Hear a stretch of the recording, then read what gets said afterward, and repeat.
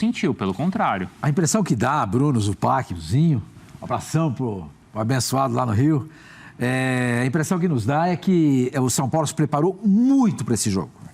Muito, muito. O São Paulo comeu, bebeu, dormiu, acordou, comeu, bebeu, dormiu, acordou o Corinthians. Eu acho que o Rogério trabalhou demais o mental dos jogadores para essa partida. A semana toda, né? A semana toda, exatamente. Até porque tirou o time, tirou o time principal no jogo contra o Everton, né? O Wilstermann, na Copa Sul-Americana. Então, a impressão que dá é que ele... Escuta, não vamos desviar o foco. E o Corinthians tinha um Boca no meio do caminho. Não dá para você desviar o foco quando você tem um Boca na bomboneira. Exatamente. E o Corinthians fez uma partida interessante lá, concordo com o Zupac também. Foi uma partida de altos e baixos, não é? Mas trazer um ponto da bomboneira é sempre muito importante, não é? Mas o São Paulo estava muito preparado para esse jogo. A chance foi o primeiro tempo. Não fosse o Cássio, a falta de pontaria, como lembrou bem o Zinho, o Zupac também falou sobre isso, dos jogadores do São Paulo poderia ter ido para o vestiário com pelo menos 2-0. O primeiro tempo do São Paulo foi muito bom. Foi muito bom. Ganhou o meio campo. Ele amassou, né? Ganhou o meio campo.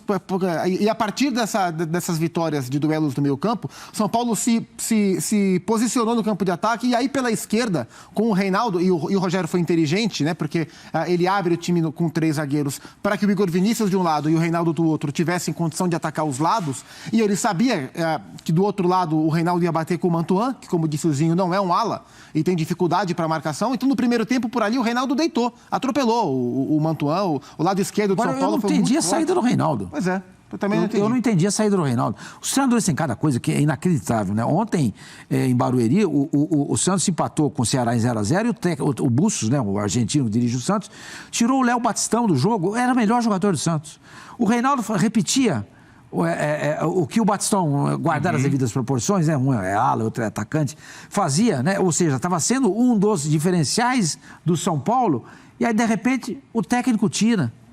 Tenho a impressão que ele tirou o Reinaldo, porque ele imaginou que o Vitor Pereira ia mexer do lado direito, né? Porque o Vitor saca o Gil, coloca o Adson para que Adson e o Mantuan fizessem uma parceria, e ele sabe que o Léo como lateral marca melhor do que o Reinaldo como ala. Então ele imaginou que ganhando o jogo, ele sofreria porque o Corinthians atacaria por ali. Isso faz até algum sentido do ponto de vista defensivo. Mas na prática, ele tirou o jogador, o jogador dele que mais causava dano no adversário, ele tirou. Né? Então, esse é o tipo de coisa que eu não consigo entender em técnico, na maioria dos treinadores. Não é só técnico brasileiro, na maioria dos treinadores. Eles estão ganhando o jogo, eles recuam. Caramba, continua em cima. Fez um, vão fazer 2. Como a postura do São Paulo no primeiro tempo é a postura que eu gosto de ver em time de futebol. É a postura que eu gosto de ver em time de futebol. O tempo inteiro em cima, jogando fora de casa. Fora de casa. Propondo o jogo. Neoquímica Arena, vou jogar. Dane-se, eu não quero saber onde eu tô. Eu vou jogar bola. Aí, aquilo que você falou faz muito sentido, Zupac. O Corinthians faz a movimentação, tira o Gil, reforça o lado direito. Não, mas eu vou manter o Reinaldo. Sim. Até porque, se os caras bobearem, nas costas, o Reinaldo vai criar a situação do São Paulo fazer o segundo gol. Não, ele se acovarda. E ele coloca o Patrick na segunda linha por ali, mas o Patrick também pouco acrescenta. Sim. Então, na prática, deu pouco resultado essa tentativa de reforçar o lado que o Rogério tentou fazer e tirou o que ele tinha de mais perigoso, porque por ali o São Paulo gerou muito incômodo no Corinthians. Enquanto vocês estavam falando, eu vi que o Zinho estava com a cara assim meio desconfiada, também ele não estava concordando. Não sei se não concordava com vocês ou se não concordava com a mudança do Ceni, hein, Zinho? Eu não estava concordando com eles, mas eles rapidamente já fizeram eu concordar. Porque eu concordo, né? O Reinaldo estava indo muito bem pelo lado esquerdo, mas quando eles começaram a falar que atiraram o Reinaldo para reforçar a marcação, eu tomei um susto, porque para mim o Reinaldo marca melhor do que o Patrick. O Reinaldo é mais lateral do que o Patrick. E aí eles mesmos falaram que a entrada do Patrick não acrescentou em nada, e aí eu concordo. Eu acrescento assim, o Rogério deve dar as explicações na coletiva, mas até o lado direito, o Rafinha também entrou e não disse por que entrou no jogo. O Éder até entrou bem, colocou correria, mas eu acho... O Luciano aí, não sei se foi parte física, o que aconteceu, sentiu alguma coisa, mas eu percebo que o time cai a produção ofensiva porque quem entrou não manteve o mesmo ritmo. Atribuir só isso ao Rogério? Não sei, de repente ele já estava ali no treinamento ou conversou com os atletas, porque o Éder é um atacante. O Alisson caiu de produção quando esses jogadores entraram, porque a combinação dele, Alisson, com o Reinaldo e com o Luciano, é que mataram o lado esquerdo ofensivamente e o defensivo, o lado direito do Corinthians. Então, assim, houve uma melhora do Corinthians. Bem, o Vitor Pereira, quando coloca ali o Adson, sai da linha de 3 zagueiros, tá perdendo, teve que ousar mais, colocar um cara mais à frente. Mas atribuído muito o Rogério as tentativas dele não funcionar, né? Principalmente pelo lado do campo. Os alas não conseguiram produzir da mesma forma que estava o Reinaldo e o Igor Vinícius. Vocês acham que o Rogério, então, com as mudanças, ele piorou o time Ajudou do São o Corinthians. Paulo? Ele estragou o time do São Eu acho Paulo? que as duas coisas aconteceram. A mudança Ou do foram intervalo... as mudanças do Vitor Pereira? Eu acho que as duas coisas aconteceram. O Corinthians teve uma postura mais agressiva no segundo tempo, conseguiu se organizar melhor ofensivamente, ocupar mais o campo de ataque, ainda que não tenha criado tantas chances, porque os jogadores mais talentosos do Corinthians no aspecto ofensivo não jogaram bem. De novo, tanto o Renato Augusto quanto o William foram mal no jogo, foram mal. O William Não acrescento aí, Zupac, se você me permite, não sei se você concorda comigo, eu fiquei decepcionado também com a atuação do Queiroz e do Maicon. Sim, tanto que o Maicon saiu de novo, né? Segundo jogo seguido exato. que ele tira o Maicon. O do Queiroz vinha jogando bem, um jogador que me chama muito a atenção. Não é o Danilo, não é o Danilo. Danilo, para mim, é muito fora da curva, mas vem jogando bem. E, especialmente no primeiro tempo deles, não foi bom, né? Desculpa aí. E eles são muito importantes, né? Mas o Corinthians teve uma postura mais ofensiva no segundo tempo, com a mudança e com a necessidade. O São Paulo também teve uma postura mais defensiva, só que a partir daí o São Paulo não conseguiu sair dessa postura, né? Porque a ideia do Rogério era conseguir contra-atacar mais. Só que não conseguiu, porque o Corinthians também se impôs diante do São Paulo. E aí São Paulo ficou atrás. E depois das últimas trocas, né, do trio de trocas do Vitor Pereira, colocou o Piton, e o Piton entrou muito bem. E ele e o Moraes costuraram uma belíssima jogada do outro lado. O cruzamento do Piton foi fantástico, cabeça erguida. E o Adson, que não tinha entrado bem. Ele entra muito desmarcado. Eu não sei, pela imagem da televisão, eu não consigo descobrir ou ver, precisar, quem era o jogador que tinha que estar atrás. Ele corre sozinho. Patrick. Era o Patrick? Então. Tá vendo? É o Patrick que entrou no lugar do Reinaldo. Nuances do jogo. Gente, mas o Adson entra sozinho. Vocês vão ver de novo. Põe o gol aí pra gente ver de novo. Pra gente ver de novo. Ele vem, ele dá um rush espetacular em direção, ele pressente, né? Nós estamos aí com os melhores. São os dois gols, são os dois gols. Primeiro a gente vai ver o gol do Caleri. Que foi um golaço, né? Que foi. Finalização, hein? A bola foi lambendo a parte de cima da rede ali, grudada na forquilha. Muito bem. Foi. Jogou demais. E aí, repito, né? Ele entra completamente desmarcado. Se o Zinho estivesse em campo, o Zinho ia comer o fígado de alguém lá dentro, tenho certeza. Porque do jeito que o Zinho era cuidadoso com essas coisas, com a parte tática... Olha lá, dá uma olhada lá. Ele entra sozinho, olha lá. Olha ninguém nele, ó. Olha lá. Olha o Patrick. Olha lá. A bola não entra por acaso, não é isso que tem ali, o livro do Ferran Soriano. Do Ferran Soriano, né? E o gol não sai também por acaso, né?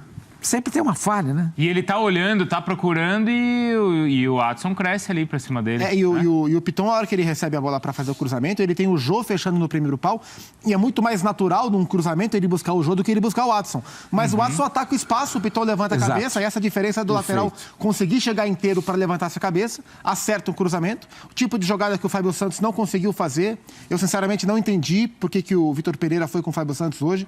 Ele não tem repetido a escalação dos jogadores mais experientes. O Fábio Santos não tem jogado 2 jogos consecutivos. Contra o Boca, ele se desgastou muito, porque ele foi o melhor do Corinthians com o Cássio em campo. Fez uma partidaça da Bombonera, desgastado. E hoje não só repetiu, como ele foi como ala, o que exigiria do Fábio o movimento de ir e voltar maior, né? Então, e ele não tem idade mais para isso, né? Pois eu me surpreendi com a entrada do Fábio Santos. E o Piton entra com mais capacidade para isso, entra muito bem e dá assistência para o Agora, o Zupac falou do William e do Renato Augusto. E eu assistindo ao F90 vejo que o Sormani sempre comenta sobre os dois. Eles não foram bem hoje, Sormani? O Renato Augusto não me surpreende. Ele já não vem jogando bem há algum tempo. Eu temo que o Renato Augusto é um jogador que, se ele não souber se reinventar, ele vai ter dificuldade para continuar jogando futebol. Porque ele não tem mais a desenvoltura, a mobilidade, o arranque de antigamente. Nunca teve também, né? Mas agora menos ainda, né? E não é difícil marcar o Renato Augusto. Até comentei no F90, né? A gente estava falando sobre o Hulk e o Renato Augusto. Você não consegue marcar o Hulk. Não. O Renato Augusto você consegue. Sim. Qualquer um que marca o Renato Augusto, se a gente montar um time aqui da ESPN para jogar lá contra o Corinthians, um jogo treino, pegar lá alguém e falar, você, Bruno. Eu? Você, que tem um físico invejável, né? Uma saúde, graças a Deus, perfeita. Obrigado. Bruno, você vai correr atrás do Renato Augusto, você vai marcar ele. Ele não consegue encontrar Só não solução. passa a bola pra mim. Ah, bom, isso aí é que nem o... Aí a gente passa pro Zinho. Aí já, bola a gente entrega pro Zinho. Cada um faz o que sabe, né? Mas o que me chama a atenção no Renato Augusto é exatamente isso. Como ele se deixa levar pela marcação. Ele aceita ser marcado. Entendeu? O William começou bem, teve altos e baixos. Eu acho que o William é uma coisa diferente, entendeu? Mas o Renato Augusto, para mim, olha, eu tô preocupado com a situação dele. Ele não consegue jogar. O William, mais uma vez, né, Zinho, assim, bem aberto ali do lado esquerdo. No começo do jogo ele tá até aparece bastante, né, Zupac? Mas depois, conforme o São Paulo vai crescendo no jogo, ele vai apagando. Você viu assim também, Zinho? O sistema de jogo do Corinthians, quando joga assim com 3 zagueiros, se você não tem um ala, de repente com o Piton jogando com ele ali, ele até teria um companheiro para dialogar nesse lado esquerdo.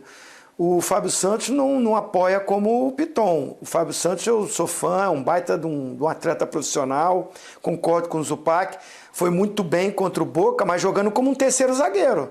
Ele não jogou quase como um ala, vamos dizer assim. Ele marcou mais do que atacou. E o jogo lá na Bombonera exigia isso. E aí ele foi muito bem, experiente, se posiciona bem, fecha na linha de zagueiro também muito bem, experiente. Mas precisando, para que ele dê essa amplitude para o time, chegar lá com o atacante do lado, que é o William, ele tem mais dificuldade nesse momento da carreira. E o William muito bem marcado. O Igor Vinícius tem saúde, né? Corre demais, ainda tem ali o Diego, né, o zagueiro, que fazia uma dobra de marcação, e aí ele com repetição de jogos, também o William, fica com dificuldade. O Vitor Pereira tem falado isso e eu concordo. Ele vai ter que mesclar, vai ter que rejuvenescer, para o Corinthians brigar por todas as competições, que eu acho difícil para o Corinthians. O elenco do Corinthians, para mim, não é para brigar na frente em todas as competições. Copa do Brasil, Libertadores Brasileira, vai ter uma hora que vai sentir. O desgaste vai vir. Você vê que a semana pega um jogo pesado como foi o do Boca. Aí vai para um clássico que é pesado, o elenco sente. E o William, eu acho que sente isso, essa parte física. Ele inteiro, ele bem fisicamente, ele é um cara diferente, é um cara importante para o time. Mas sofre com a parte física porque a sequência de jogos vai exigir. E ainda mais para esses caras que estão voltando ao Brasil, que estão se readaptando e que têm um problema físico. Eu acho que ele sentiu isso no jogo hoje, Bruno. E até em cima disso que o Zinho falou da parte física, hoje aconteceu algo raro. Além do Fábio Santos repetir a escalação, ele escalou o William pelo 3º jogo seguido. Acho que como a sequência era pesada, importante, Inter, Boca claro. E São Paulo, ele fez o que ele não costuma fazer. O William foi titular nos 3 jogos. O Renato foi titular em 2 com e você matou a charada no jogo lá contra o Boca, lembra? Por causa da minutagem do Renato. Exatamente. Né? Falou assim, ó, o Renato não vai sair jogando contra o Boca. Não, o Boca não tem... Não deu outro. Alta. E agora chama a atenção, ou eles estão sentindo, através dos relatórios e dos treinos, que